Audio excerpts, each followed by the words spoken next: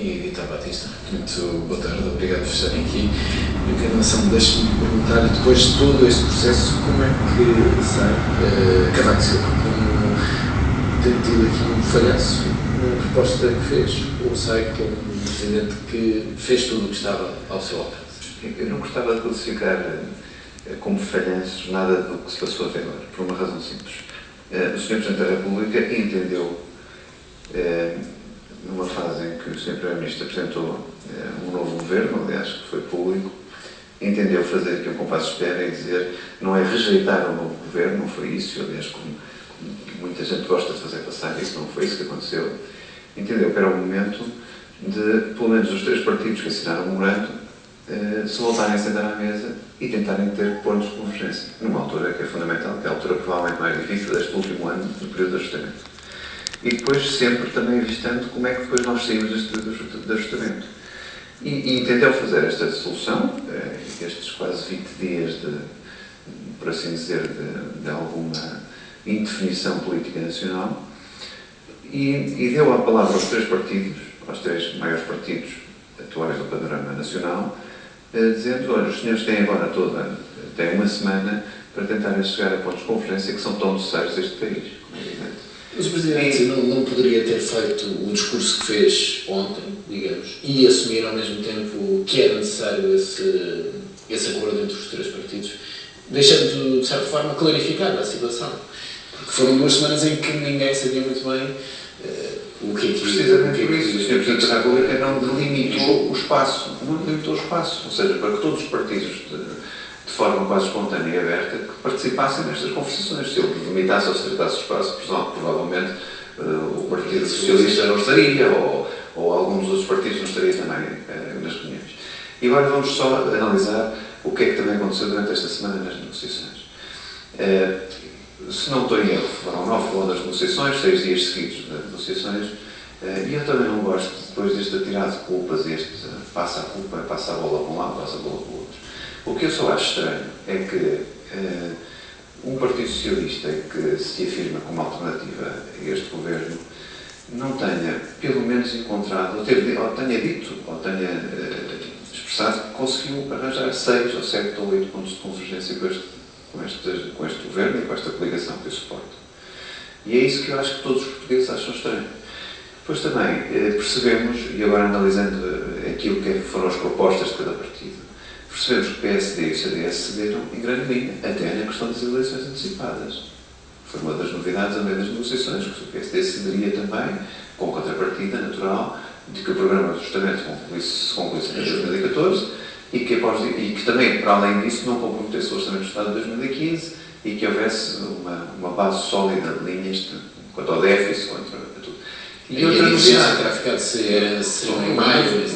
Mas isso são pormenores. O que interessa é que o PSD chegou também a ter essa abertura, que era um dos pontos essenciais da comunicação do Sr. Presidente da República. Mas havia esse muro da reforma do Estado nestas negociações. E é esse muro, e foi nesse muro, provavelmente, que o Partido Socialista não soube passar, ou que António José Seguro não teve autorização para passar, por assim dizer. Porque há mais um dado também que vale a pena aqui registar, que tanto o PSD como o CDS-PP disseram que o Partido Socialista, doravante também, se o quisesse e se ficasse no acordo, faria parte das mesas das negociações com a Troika. Ou seja, teríamos 3 partidos a negociar com a Troika, o que dava, obviamente, mais força, mais legitimidade, mais credibilidade, mais peso, por assim dizer, político, que são 90%, que significam 90% do Parlamento, estes 3 partidos em conjunto, para a Troika, que tanta gente se queixa que são inflexíveis e que não dão qualquer permissão. E agora, a última nota é só esta, que de facto fiquei com alguma estranheza no meio disto tudo, quando o Partido Socialista, pela voz de António José Seguro, parte com as negociações e que mais ou menos no meio da semana Manuel Alegre diz que António José Seguro terá garantido que não havia nenhuma cedência do Partido Socialista e que não havia nenhum acordo possível e que nas últimas horas Mário Soares fez aquele aviso que para mim foi esclarecedor e percebeu-se porque é que eu vou com o Partido Socialista. Vítor Batista, e há 2 semanas, no início destas negociações, o Executivo que partia de uma posição fragilizada, no fim de todo este processo, achei que é António José Seguro e o Partido Socialista que saem com uma posição fragilizada. Não, vamos lá ver. como é que começou esta crise?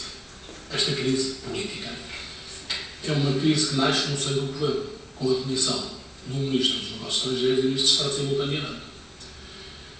Em consequência, é anunciado que é irreversível a decisão e aquilo que nós constatamos rapidamente é que o Primeiro-Ministro se agarra completamente ao lugar, não retira a leitura política necessária no momento e entra numa negociação direta com o próprio CDS, ao nível da reformulação e da reconfiguração do próprio governo.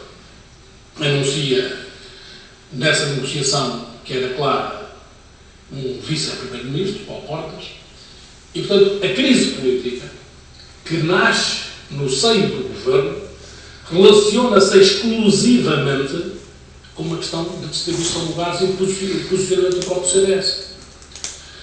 É evidente que nos parece haver alguma substância política, uma substância, nomeadamente na área económica. Eu estou a verificar o que é que, desta alteração do governo, o que é que resultará.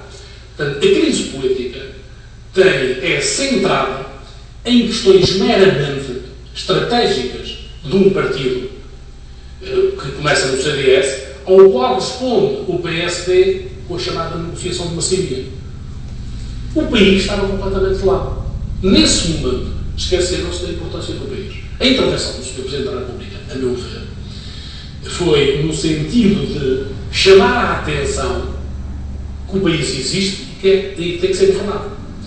E esta chamada de atenção indireta do Presidente da República foi não aceitar a solução. Para todos os efeitos, o Presidente não aceitou aquela solução e procurou uma solução alargada a outros partidos com o argumento daqueles que assinaram o documento, o memorando de trabalho. Mas deixe-me perguntar-te já agora, e antes de entrar se o Presidente entrou para esta solução, como que entra para um beco sem saída e chegou a um ponto em que depois não tinha outra opção que não fosse recuar e voltar à casa? Já lá iria. A partir do momento que o Presidente assume este posicionamento e acaba por limitar, porque definiu logo princípios. E um dos princípios foi dizer não claramente às eleições legislativas antecipadas. E a partir daí condicionou todo o desenvolvimento do próprio processo.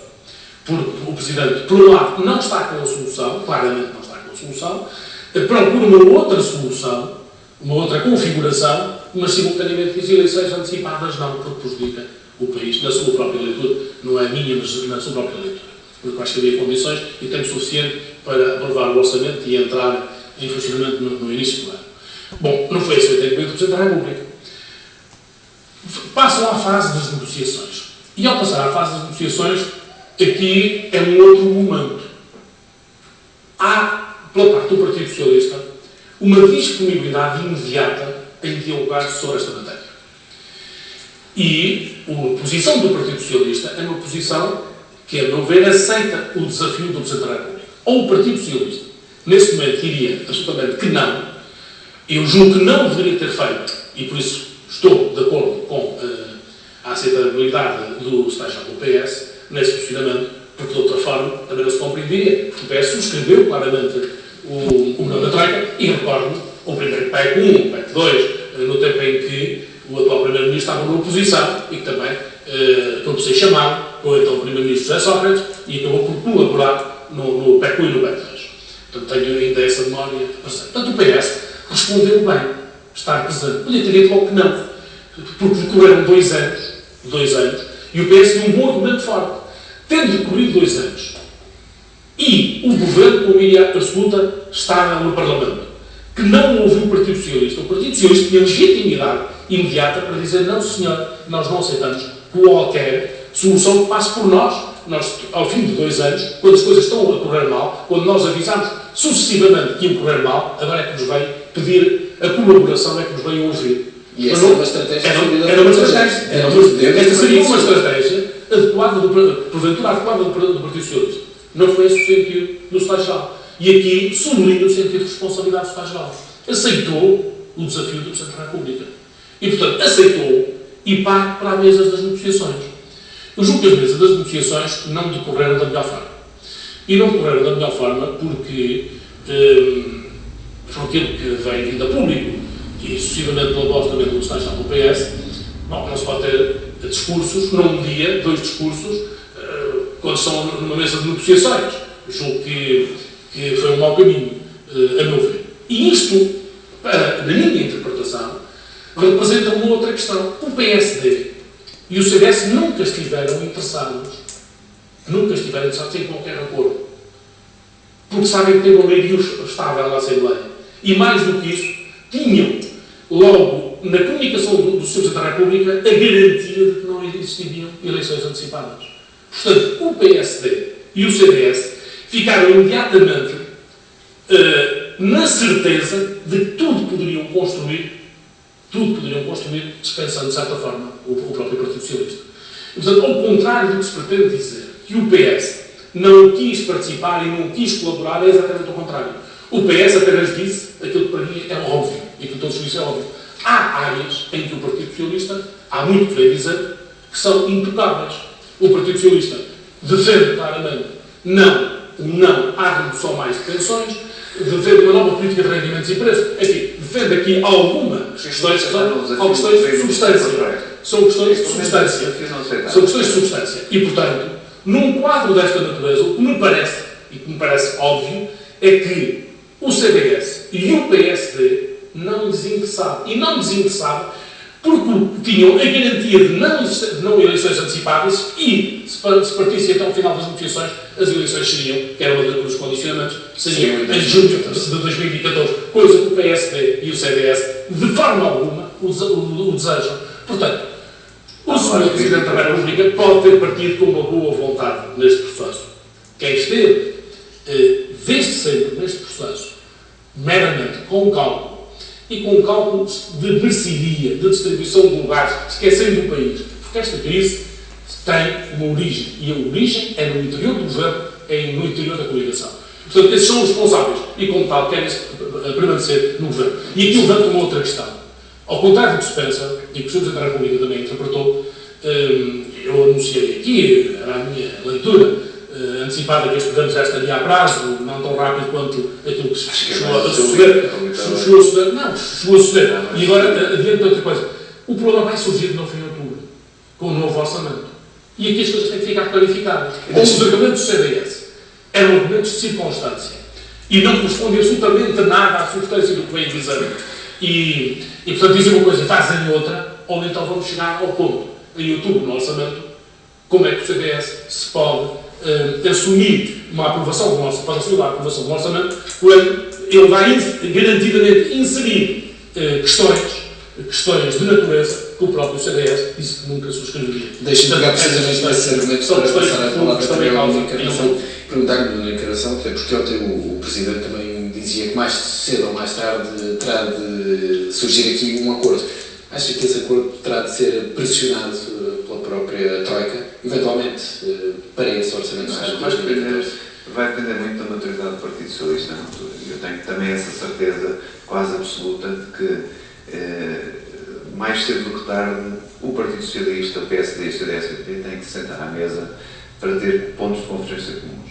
Nem que seja para a saída do memorando da Troika, ou nem que seja para a pré-saída do memorando da Troika. Por essa altura, daqui a um ano, seguramente os três têm que estar sentados à mesa e definir depois como é que vai ser o futuro.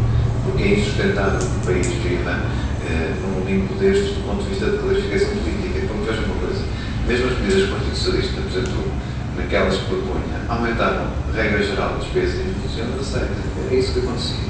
E por isso, não há nenhum economista que consiga perceber qual era a base de raciocínio do Partido Socialista. E depois há outro momento que é este também, que vale a pena também abordar agora, que é quando dizem este governo ficou ferido de morte, não, houve um aval, de facto, no governo, e aliás o Sr. Primeiro-Ministro hoje reconheceu.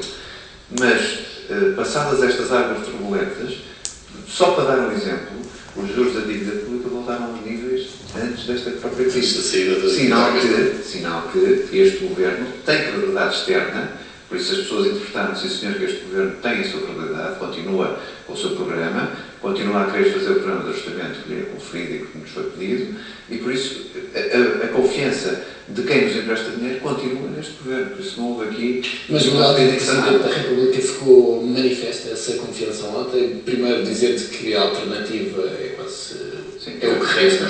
E dizer-te depois que não abdica dos seus poderes, ou seja, mantém aqui esta sombra sobre o governo. Desde que o Sr. Presidente da República não tenha tido uma decisão que acredito piamente que é a melhor decisão de todas.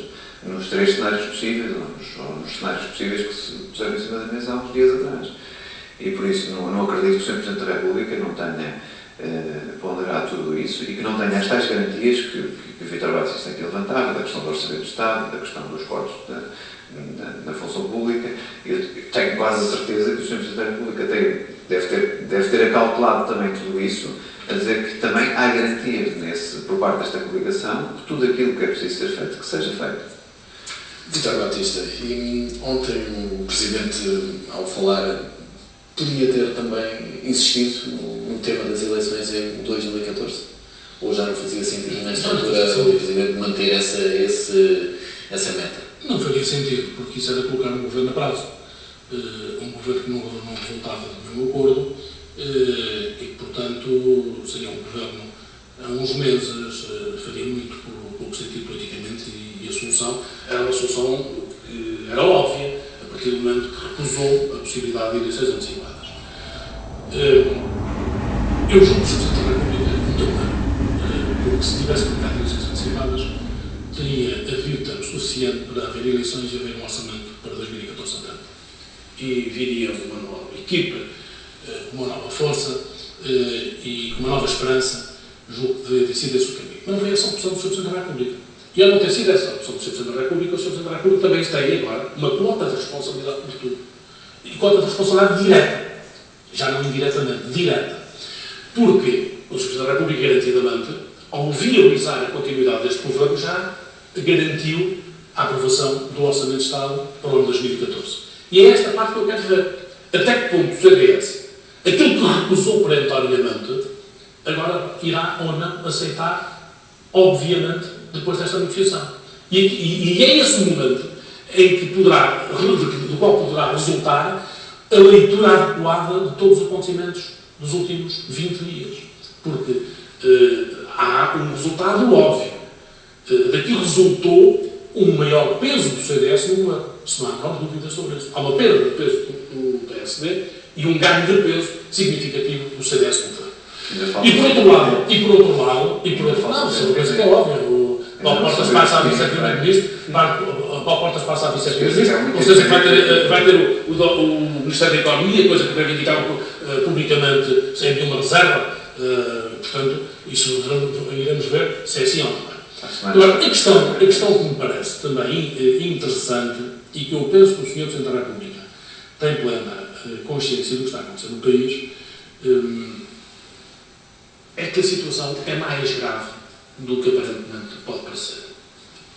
Eu julgo que a situação financeira do país, que expectativamente seria uma dívida pública da ordem dos 127% no final do ano, bom, já estamos nesse ponto. Os 127. Nas previsões mais pessimistas. Nas previsões mais pessimistas eram 127% do produto no final do ano. Já ultrapassou, o que tudo leva a crer que se aproximará muito dos 129% no final do ano.